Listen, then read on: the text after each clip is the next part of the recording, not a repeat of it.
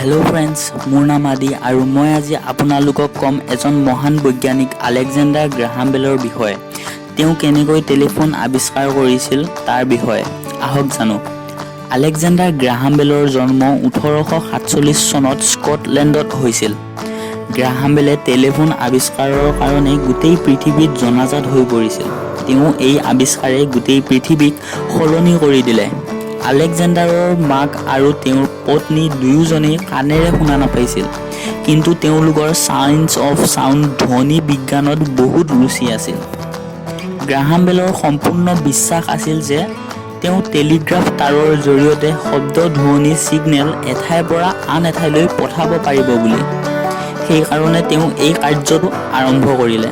তেওঁ এই কাৰ্যটোৰ বাবে তেওঁৰ লগত সহায়ক হিচাপে থমাছ ৱাটছনক ৰাখিছিল, যিজনে টেলিফোন আৱিষ্কাৰত গ্ৰাহাম বেলক বহুতখিনিয়ে সহায় কৰিছিল। 1874 চনৰ 10 মাৰ্চৰ দিনা গ্ৰাহাম বেলে নিজৰ ৰুমত আৰু তেওঁৰ সহায়ক ৱাটছন দ্বিতীয়টো ৰুমত কাম কৰি আছিল। বহুত দিনৰ পৰা দুয়োজনে একেৰাহে বেলেগ বেলেগ যন্ত্ৰ যোগ দিয়াৰ স্বত্তেও তেওঁলোকে তাৰৰ জৰিয়তে ধ্বনি সংস্কৰণৰ কাৰ্যটোত সফলতা পাবলৈ সক্ষম হোৱা নাছিল। কিন্তু সেইদিনা গম নোপোৱাকৈ এনেকুৱা কি হৈ গ'ল, তেওঁ কাম কৰোঁতে কৰোঁতে তেওঁৰ পেনত এচিড পৰি গৈছিল আৰু তেওঁৰ সহায়ৰ বাবে সিটো ৰুমত থকা ৱাটছনক চিঞৰি মাতিলে আৰু ৱাটছনে গ্ৰাহাম বেলৰ মাতটো তেওঁৰ ওচৰত থকা যন্ত্ৰটোৰ পৰা শুনা পাইছিল। আৰু ইয়াৰ পাছতেই এই কথাখিনি ইতিহাস হৈ ৰ'ল। How the telephone was invented. এইখিনি আছিল দুয়োজন ব্যক্তিৰ মাজত প্ৰথমবাৰ টেলিফোনত পতা কথা।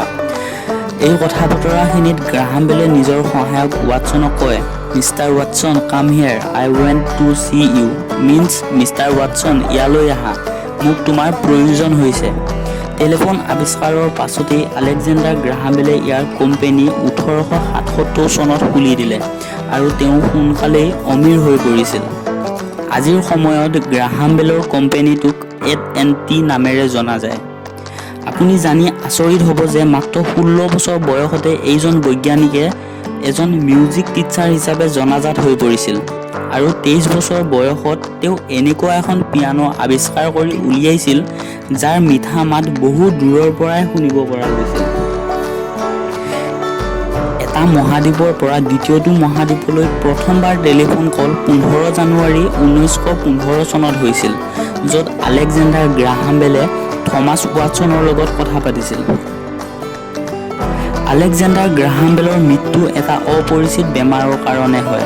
তেওঁৰ মৃত্যুৰ দিনা গোটেই আমেৰিকাত সকলো টেলিফোন লাইন গ্ৰাহাম বেলৰ সন্মান ৰূপে 2 মিনিটৰ বাবে বন্ধ কৰি দিয়া হৈছিল আৰু তেওঁৰ মৃত্যু 2 আগষ্ট 1922 চনত কানাডাত 75 বছৰ বয়সত হৈছিল।